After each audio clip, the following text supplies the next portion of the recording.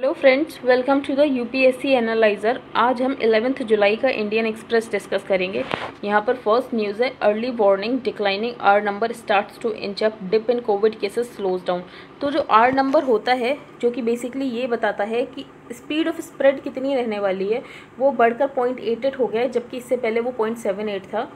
तो मिड अप्रैल के बाद वो पहली बार बढ़ा है। तो इससे हम देख सकते हैं कि सर्ज इन इन्फेक्शंस आगे आने वाले समय में हो सकता है। तो ये किस वजह से हो सकता है? तो जो स्टेट्स हैं वो अपने अनलॉकिंग की प्रक्रिया शुरू कर रहे हैं, क्राउडिंग बहुत ज़्यादा हो रही है कई जगहों पर, साथ ही इनहेंस ट्रांसमिशन की पोटेंशियल हो जाता है क्योंकि क्राउडिंग हो रही है।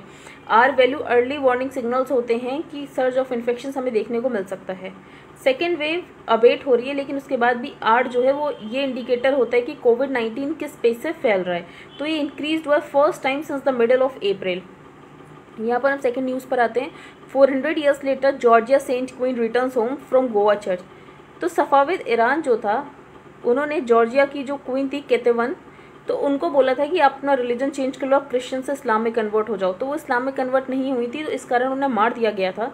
बाद में ये बात 2005 में पता चली। जो रेलिक्स थे क्वीन केतेवन के, जिनको केतेवन द मार्टियर के नाम से भी जाना जाता है, उनको गोवा लाया गया था। वहाँ पर उन्होंने बहुत टाइम तक हिडन रखा एक चर्च कॉम्प्लेक्स में। फिर फाइनली उनकी डिस्कवरी हुई 2005 में। तो जॉर्जिया की capital Tbilisi, external affairs minister S Jaishankar ने वहाँ पर जाके हैंड ओवर किए केतेवन द मार्टियर के जो रेलिक्स थे वहाँ की गवर्नमेंट को। और फाइनली जो उनकी रिक्वेस्ट थी, जॉर्जिया की बहुत टाइम से रिक्वेस्ट थी कि उनको क्वीन केतेवन के रेलिक्स चाहिए, वो फाइनली उनको मिल गए हैं। हम आगे चलते हैं। यहाँ पर आर वैल्यू जो है, अगर वो 1 से नीचे है तो तब भी ठीक है, लेकिन अगर आर वैल्यू 1 के बराबर है, 1 से ज़्यादा है, तो इसका मतलब ये है कि एक पर्सन ऑन एन एवरेज एक पर्सन को इन्फेक्ट कर रहा है। तो an R value above 1 means more than 1 person is being infected on an average by an already infected person.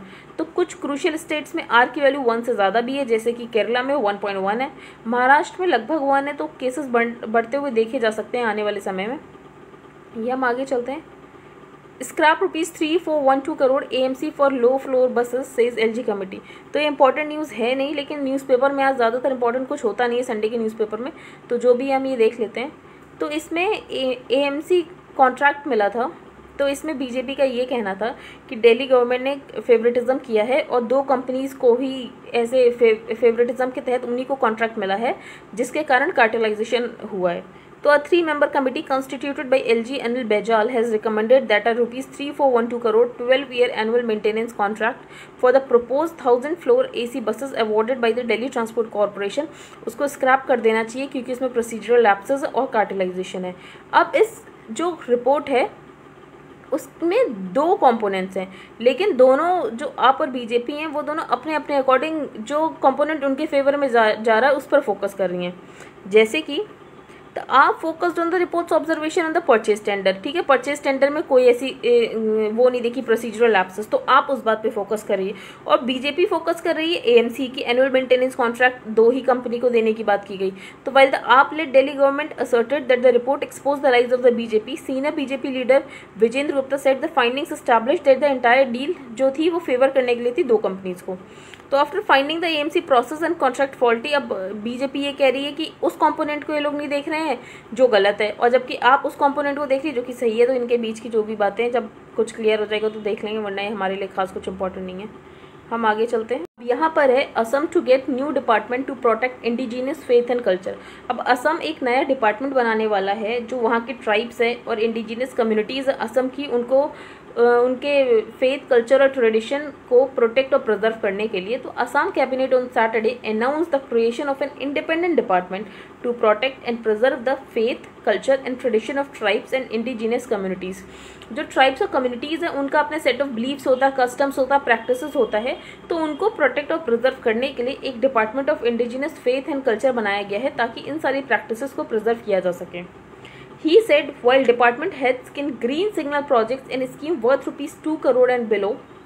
अभी उन्होंने कुछ फाइनेंशियल रिफॉर्म्स भी लिए हैं, जैसे कि उन्होंने ये बोला है जो डिपार्टमेंटल हेड्स हैं, अगर 2 करोड़ तक का कोई प्रोजेक्ट होगा तो डिपार्टमेंटल हेड्स ही उन्हें गो दे सकते हैं कि आप ये कर सकते हो। लेकिन अगर 2 करोड़ से लेकर 5 करोड़ के बीच में होगा तो चीफ सेक्रेटरी डिसीजन लेंगे। तो एक स्टैंडिंग फाइनेंस कमेटी बनेगी जो कि हेड की जाएगी बाय द चीफ सेक्रेटरी, तो वो ऐसे प्रोजेक्ट्स पर कॉल लेंगे।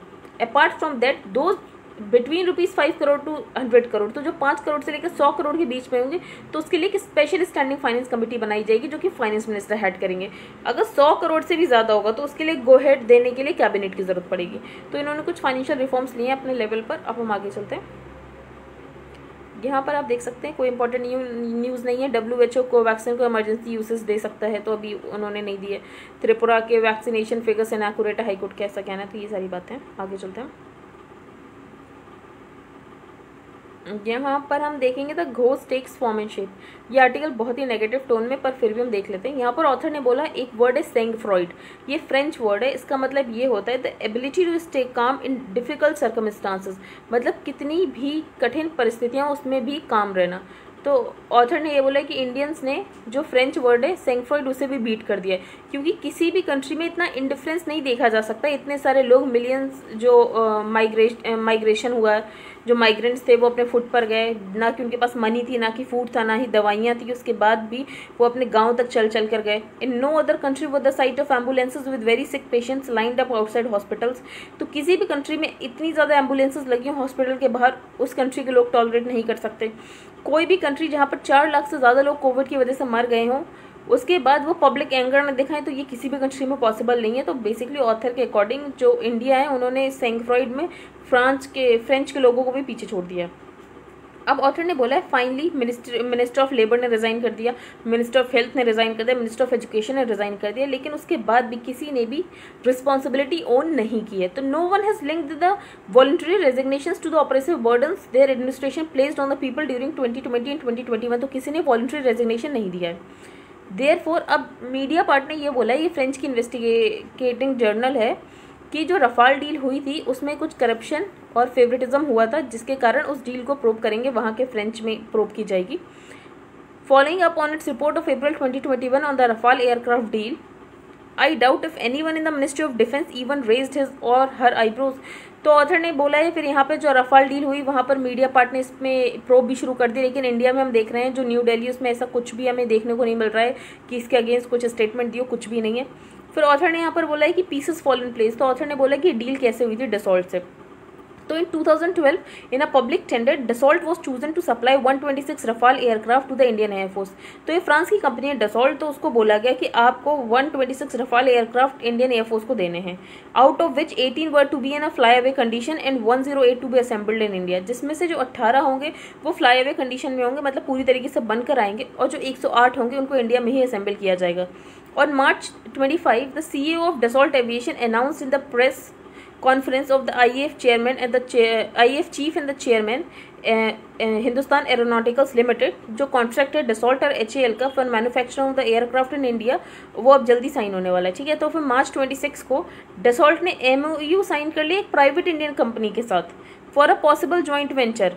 ठीक है, अभी HAL को बोला गया कि उनके साथ साइन होगा, लेकिन उसके दूसरे दिन ही क्या हुआ, एक प्राइवेट कंपनी के साथ साइन कर लिया गया। अप्रैल 8 में पेरिस में है, senior Indian officials accompanying the prime minister on an official visit confirmed that the Dassault HAL agreement was on track and would be concluded shortly. लेकिन जब हमारे प्राइम मिनिस्टर पेरिस में गए तो वहाँ पर उनसे ये बोला गया कि अभी जो डसॉल्ट HAL का एग्रीमेंट है वो चल रहा है। अप्रैल 10 को पेरिस में prime minister Modi announced that the Dassault HAL deal would be rescinded. अब कैंसिल कर, यहाँ पर प्राइम मिनिस्टर बोल रहे हैं 2 दिन के बाद ये जो डसॉल्ट HAL की डील है उसको कैंसिल किया जा रहा है, और 36 aircraft manufactured in France would be purchased by the IAF। अब जो 36 एयरक्राफ्ट होंगे वो फ्रांस में ही मैन्युफैक्चर होंगे और उनको IAF फिर परचेज करेगा। On November 9 strategic partnership was sign between Dassault and the private Indian company. तो अब HAL को इससे बाहर कर दिया गया है और डसॉल्ट और प्राइवेट इंडियन कंपनी के बीच में एक एग्रीमेंट साइन कर लिया गया है। तो Dassault's obligation would include manufacture technology, know how, manufacture of air frame, sub assemblies, final assembly line. तो अब सब कुछ सिर्फ डसॉल्ट को पता है। The private Indian company would provide understanding of the Indian market place, production facilities etcetera. फिर सितंबर 2016 में एक इंटर गवर्नमेंटल एग्रीमेंट साइन हुआ for the sale of 36 Rafale aircraft. नवंबर 28 को डसॉल्ट और प्राइवेट इंडियन कंपनी उन्होंने साइन किया एक shareholders agreement with the private Indian company. Dassault ने प्लेज किया कि वो 159 यूरो मिलियन देंगे and the private Indian company up to 10 million euro. इस फैक्ट्स की बेसिस पे फ्रांस की पब्लिक प्रोसिक्यूशन सर्विस ने एक न्यू इन्वेस्टिगेशन शुरू कर दी है और एक जज को अपॉइंट किया है कि जुडिशियल इन्वेस्टिगेशन की जाए। तो फिर ऑथर का यही कहना है ये सब इंस्टीट्यूशनल फेलियर है, ये वो हम नहीं पढ़ेंगे ये। नेक्स्ट है Modi is most important minister. तो ऑथर ने यहाँ पर बोला हेल्थ मिनिस्टर सबसे ज़्यादा इंपॉर्टेंट है, क्योंकि अगर हमारे यहाँ की प्राइमरी हेल्थ सेंटर्स की कंडीशन देखो तो वो बहुत ज़्यादा ख़राब है, वहाँ पर बेसिक हेल्थ फैसिलिटीज़ भी नहीं है। हेल्थ स्टेट सब्जेक्ट है लेकिन वो ऑर्डिनरी टाइम्स में स्टेट सब्जेक्ट है, और पैंडमिक जैसी सिचुएशन बहुत ही वर्स्ट सिचुएशन है, तो ये एक्स्ट्रा ऑर्डिनरी टाइम्स है। तो ये वर्स्ट हेल्थ क्राइसिस है जो कि हमने फेस की है। उसके बाद भी हमारे पास ऐसा इंफ्रास्ट्रक्चर नहीं है विलेजेस में और बेसिकली नदर्न स्टेट्स में जो कि इन सारी चीज़ों से कोप अप कर सके। ऑथर ने बोला ये किसी पिछले 7 साल या 10 साल की वजह से नहीं है, ये बहुत ईयर्स का फेलियर है। तो it is the result of decade of neglect by bureaucrats and political leaders, क्योंकि उन्हें पता था ये जो हॉस्पिटल्स बन रहे हैं लोगों के लिए बन रहे हैं, उनको तो ये हॉस्पिटल्स में नहीं जाना है, उनके लिए तो फिर अलग ही सुपर स्पेशलिटी हॉस्पिटल्स होंगे। तो what is worrying is that in the past 18 months उसके बाद भी पैंडेमिक आने के बाद भी कुछ नहीं किया गया, ना ही कुछ प्राइमरी हेल्थ सेंटर्स को इम्प्रूव किया गया। तो they will not happen now either unless the prime minister ensure that his new health minister has full support to do what needs to be done. तो अब जो नए हेल्थ मिनिस्टर हैं उनको पूरा सपोर्ट किया जाना चाहिए प्राइम मिनिस्टर के द्वारा कि वो वापस से रूरल हेल्थ फैसिलिटीज़ को रीबिल्ड कर सकें। फिर ऑथर ने बोला रीबिल्ड बिल्कुल सही वर्ड नहीं होगा, क्योंकि कुछ हेल्थ स्ट्रक्चर्स जो हैं वो बिल्कुल ख़त्म हो चुके हैं या तो बने ही नहीं है, तो स्क्रैच से बनाने पड़ेंगे। तो our new health minister must begin by first doing what his predecessor never did. तो सबसे पहले उन्हें क्या करना चाहिए, उन्हें एक्नॉलेज करना चाहिए कि हाँ प्रॉब्लम बहुत बड़ी है, हमें इसे सॉल्व करना है। तो सबसे पहले प्रॉब्लम को एक्नॉलेज करना बहुत ज़रूरी है, डिनाइलिज्म में नहीं रहना चाहिए। Then he must take stern action against chief minister who continue to use denial as a shield, क्योंकि डिनाइल कभी भी ऑप्शन नहीं होता। आप पहले प्रॉब्लम को एक्नॉलेज करोगे तभी तो आप उसे सॉल्व कर पाओगे। अब हम आगे चलते हैं। यहाँ पर तालिबान का ये कहना है कि चाइना उनका फ्रेंड है और वो उग्र मिलिटेंट्स को अपने यहाँ बिल्कुल होस्ट नहीं करेंगे। तो the Taliban have said they see China as a friend of Afghanistan, कि वो चाइना को फ्रेंड ऑफ अफगानिस्तान की तरह देखते हैं, और उन्होंने चाइना को ये श्योर किया है कि वो किसी भी उग्र इस्लामिक मिलिटेंट्स जिनजियांग प्रोविंस से जो भी आएगा उसे बिल्कुल होस्ट नहीं करेंगे। The comments came as the Taliban made territorial gains in the war torn country amid the withdrawal of the US forces. तो यूएस फोर्सेज के विड्रॉल के बाद जो तालिबान है उसने अच्छे खासा नदर्न अफगानिस्तान को कैप्चर कर लिया है। चाइना ने ऑलरेडी वहाँ से अपने नेशनल्स को निकाल लिया है, इवैक्यूएट कर लिया है अफगानिस्तान से। Beijing is concerned that under Taliban rule, Afghanistan will become a hub for the East Turkestan Islamic Movement, जो कि एक सेपरेटिस्ट आउटफिट है, अलकायदा से अलाइंड है और वो जिनजियांग में इंसर्जेंसी कर सकता है। तो बीजिंग इस बात से कंसर्न था ये जो तुर्किस्तान इस्लामिक मूवमेंट है उसकी वजह से जिनजियांग में इंसर्जेंसी हो सकती है। लेकिन जो तालिबान के स्पोक्स पर्सन है सुहेल, उनका ये कहना है कि Taliban would know longer allow China's उग्र सेपरेटिस्ट फाइटर्स फ्रॉम जिनजियांग। तो तालिबान बिल्कुल अलाउ नहीं करेगा चाइना के उग्र सेपरेटिस्ट फाइटर्स जिनजियांग से। China is a friendly country और हम वेलकम करेंगे अगर कोई भी वो रिकन्स्ट्रक्शन का प्रोजेक्ट या डेवलपमेंट लाना चाहते हैं अफगानिस्तान के लिए। अब यूएस ने तो विड्रॉ कर लिया है, अब तालिबान वहाँ पर तालिबान की पावर बहुत ज़्यादा बढ़ रही है। अफगानिस्तान में उसने अच्छा खासा अफगानिस्तान कैप्चर कर लिया है। अब बीजिंग का यहाँ पर बिगर रोल हो सकता है क्योंकि चाइना और तालिबान ने इससे पहले भी टॉक्स किए हैं और एनालिस्ट का ये कहना है Beijing with the help of Pakistan वो चाहेगा कि तालिबान के साथ वो अफगानिस्तान का इंफ्रास्ट्रक्चर बिल्ड करे और चाइना को भी इसमें जो बेल्ट एंड रोड इनिशिएटिव उसके प्रोजेक्ट्स हैं उसमें चाइना को मदद मिल सकती है। अब हम आगे चलते हैं। यहाँ पर हम पढ़ेंगे US heralds fresh crack down on big tech monopolies cues for India other markets. अब यहाँ पे यूएस प्रेसिडेंट जो बाइडेन का ये कहना है capitalism without competition isn't capitalism, it's exploitation. अब जैसे जो बिग जायंट्स है फेसबुक ट्विटर, तो उनका कोई कंपटीशन तो है ही नहीं क्योंकि अगर कोई कॉम्पिटिटर आता भी है जैसे फेसबुक जैसे इंस्टाग्राम आया तो फेसबुक ने उसे कैप्चर कर लिया, तो वो किसी ऐसा बिजनेस को फ्लरिश ही नहीं होने देते, उससे पहले ही कैप्चर कर लेते हैं। तो capitalism without competition is in capitalism. तो जब वहाँ पर कंपटीशन ही नहीं रह गया तो वो कैपिटलिज्म है ही नहीं, वो तो फिर एक्सप्लॉइटेशन है। आप अपने बेसिस पर अब टर्म्स ऑफ कंडीशन रखोगे जब सिर्फ आप ही हो मार्केट में। तो यूएस प्रेसिडेंट जो बाइडेन अब उन्होंने एक एग्जीक्यूटिव ऑर्डर लेकर आए हैं जिसमें वो क्रैकडाउन करेंगे इन बिग टेक फर्म्स की डोमिनेंस को और कंपटीशन फोस्टर करने की कोशिश करेंगे। The new order is being seen as a decisive policy step in the Biden administration जो कि अब बिग टेक कंपनीज को टारगेट करने वाले हैं। अब न्यू ऑर्डर में क्या लिखा है, तो problem that it specifically flags include that of the big tech firms, जैसे कि वो इतनी ज़्यादा पर्सनल इन्फॉर्मेशन को कलेक्ट करते हैं। कॉम्पिटिटर्स उनके हैं नहीं क्योंकि वो अपने कॉम्पिटिटर्स को पहले ही खरीद लेते हैं। इसके अलावा स्मॉल बिजनेस और कॉर्पोरेट कंसोलिडेशन के बिल्कुल ही अगेंस्ट जाता है क्योंकि हमेशा उनके पास ही कॉम्पिटिटिव एडवांटेज रहेगा। अब इंडिया इससे क्या सीख सकता है, potential impact beyond the US and the India included. The move could have resonance outside of the US, क्योंकि अब इंडिया में भी अभी हर जगह जैसे ऑस्ट्रेलिया इंडिया हर जगह कंसेंसस आ रहा है कि इन लोगों ने बहुत सारी, इनके पास पावर आ गई है और इनके पास रिस्पॉन्सिबिलिटी बिल्कुल है ही नहीं, अकाउंटेबिलिटी बिल्कुल है ही नहीं।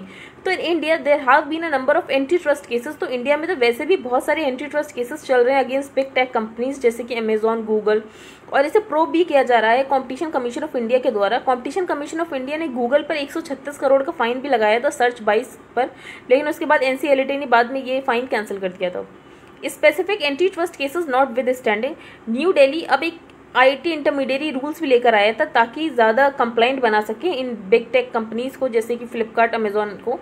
सो file the development in the US send signal across the board कि हाँ एक कंसेंसस बिल्ड हो रहा है इन बिग टेक फर्म्स के अगेंस्ट कुछ करने का। On accumulating too much power, जैसे कि मैंने आपको बोला इनके पास बहुत सारी पावर है, कुछ ही हैंडफुल ऑफ कंपनीज के पास, तो ये बहुत ऐसे चिंता का विषय है। यहाँ पर नेक्स्ट है G20 finance chief sign off on tax crackdown warn on virus variants. अब फाइनेंस चीफ जो G20 लार्ज इकोनॉमीज के, उन्होंने बोला है कि हमें वो एक टैक्स के लिए कुछ लेकर आना चाहिए ताकि जो मल्टीनेशनल्स हैं वो अपने प्रॉफिट्स को शिफ्ट कर देते हैं लो टैक्स हेवन में, तो उसके कारण जो बेसिकली कंट्री होता है उसको बहुत नुकसान होता है टैक्स में, तो उसके लिए हमें कोई डील करनी चाहिए। साथ ही कोरोना वायरस ने जो ग्लोबल इकोनॉमिक रिकवरी को थ्रेटन किया उससे बाहर आने के लिए कुछ करना चाहिए। And they also acknowledge the need to ensure fair access to vaccine in poorer countries, और पुअरर कंट्रीज में कैसे वैक्सीन की एक्सेस हो सकती है उसे करना चाहिए, उसे इंश्योर करना चाहिए। अब एक पैक्ट बनाने की बात की गई है जिसमें ग्लोबल मिनिमम कॉर्पोरेट टैक्स होगा लगभग 15% का। जो मल्टीनेशनल्स होते हैं वो क्या करते हैं, लोएस्ट टैक्स रेट वाले कंट्री में चले जाते हैं, टैक्स हेवन कंट्रीज में जैसे कि मॉरिशस वगैरह में, और उन्हें वहाँ पर कम टैक्स देना पड़ता है। तो it would also shift the way that highly profitable multinationals, पर इसके अलावा जो हाईली प्रॉफिटेबल मल्टीनेशनल्स होते हैं फॉर एग्जांपल अमेजॉन, गूगल, जिस तरीके से टैक्स होते हैं उसको भी चेंज करने की जरूरत है। तो वो इस अकॉर्डिंग टैक्स होंगे कि वो वहाँ कहाँ पर अपना प्रोडक्ट बेच रहे हैं। तो basing it partly on where they sell products, ना कि इस बात पर बेस्ड होगा कि कहाँ पर उनका हेडक्वार्टर्स लोकेटेड है। ठीक है, तो अगर वो इंडिया में प्रोडक्ट बेच रहे हैं तो उनको इंडिया में ही टैक्स देना होगा। वो ये नहीं बोल सकते कि नहीं उनका हेडक्वार्टर इंडिया में नहीं, उनका हेडक्वार्टर यूएस में है। जो G20 मेंबर्स हैं वो लगभग 80% ऑफ द वर्ल्ड जीडीपी है, 75% ग्लोबल ट्रेड और 60% पॉपुलेशन ऑफ द प्लानट। अब हम नेक्स्ट न्यूज़ देखते हैं। फाइनेंस मिनिस्टर ने अर्ज किया है कि G20 नेशंस को रिकवरी प्लान के साथ साथ क्लाइमेट कंसर्न्स को भी ध्यान में रखना चाहिए। तो finance minister Nirmala Sitharaman on Saturday अर्ज G20 Nations for aligning economic recovery strategies with climate concerns के साथ ही इंडिया ने ये सब बताया कि वो कोविन प्लेटफॉर्म को कैसे यूज़ कर रहा है वैक्सीनेशन को स्केल अप करने के लिए। इस बार जो इटली होस्ट कर रहा है मीटिंग, इटली के पास प्रेसिडेंसी थी। आई होप आज का आपको न्यूज़पेपर समझ आया होगा। If you like the video then please like, share and subscribe. Thank you and have a nice day.